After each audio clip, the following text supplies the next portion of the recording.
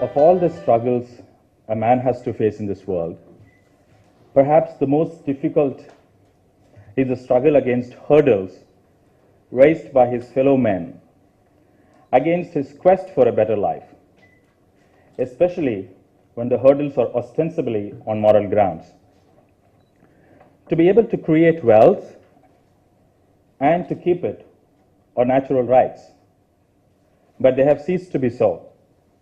And we have now indices that measure how much the people of which country enjoy these rights. The Ease of Doing Business Index of the World Bank Group ranks economies on a scale from 1 to 189, 1 being the highest ranking, indicating better regulations for businesses and stronger protection of property rights.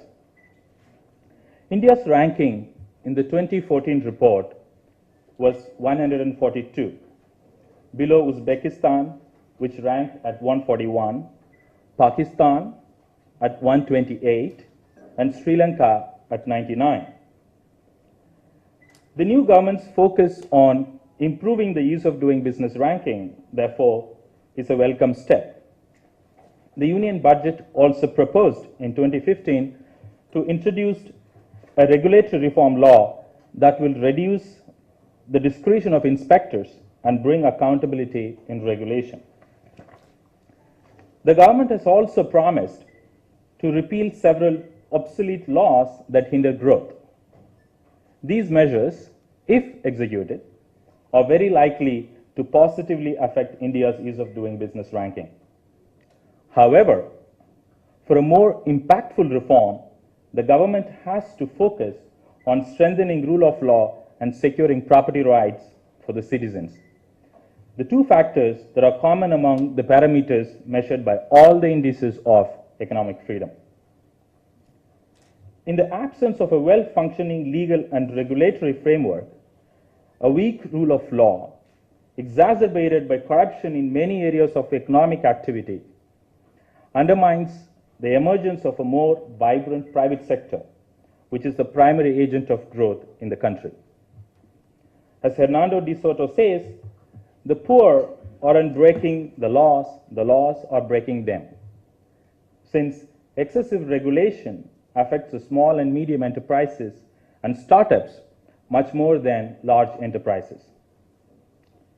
Though a well-defined and well-protected system of property rights lies at the very heart of a free society, India's record in defending property and upholding the rule of law, unfortunately, has been bleak. The International Property Rights Index, which measures and compares the strength of rule of law and physical and intellectual property rights across countries, has ranked India at 46 out of 97 countries, behind many other developing countries such as South Africa, Turkey, and Jordan. Another important aspect of property rights is intellectual property rights. There exists many issues with our intellectual property rights regime. It is imperative to evolve a legal framework that respects innovation and rewards innovators for the risks they undertake. At the same time, this needs to be balanced against the need to promote further innovation by making ideas available to all. It's a tough balancing act, one that India needs to address urgently. Against this background, we at India Institute have embarked on this initiative to bring together organizations, think tanks, political activists, intellectuals, and policy decision makers that are committed to rule of law and protection of property rights. Though the government is rightly focusing on improving India's ease of doing business rank, given the history of license Raj and assault on private property rights in independent India, improving economic freedom would require courageous reforms. Therefore, there's an urgent need for experts and intellectuals to come together to discuss and share their ideas on policy and implementation that the government can benefit from.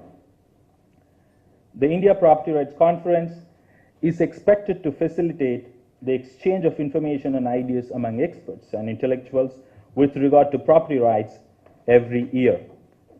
This being the first of this conference series, we also have the launch of the International Property Rights Index that, as I mentioned, ranked India at 46 of 97 countries. We have a wonderful set of speakers lined up for today, and we are excited to bring a power-packed half a day of deliberation on these three topics of rule of law, property rights, and intellectual property rights. Soon, we hope the series will become a forum that promotes constructive and open dialogue between experts and policymakers to continually strengthen property rights and economic freedom in the country. Ladies and gentlemen, on behalf of India Institute, a very warm welcome to the first India Property Rights Conference.